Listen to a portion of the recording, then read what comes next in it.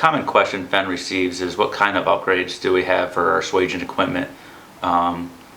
There's kind of two routes to go there. The first route is automation.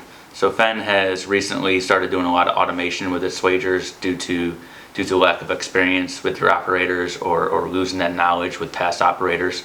So one of the biggest upgrades you can do on your swaging equipment nowadays is adding automation to it, whether that be feeders, robotic arms, completely automated fashion, loading, unloading, etc.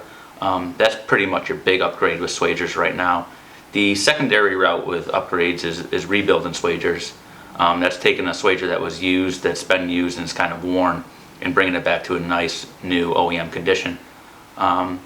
With those upgrades, we can physically remove all the components, use your frame and flywheel, which pretty much lasts forever, and then rebuild that to a completely new machine.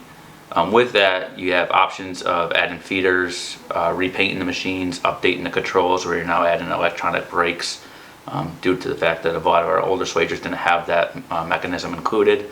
And then you have some other features such as guarding and interlock switches that are for safety. So with upgrades, again, it comes down to automation, and then the other side of it is rebuilding old equipment to look like new.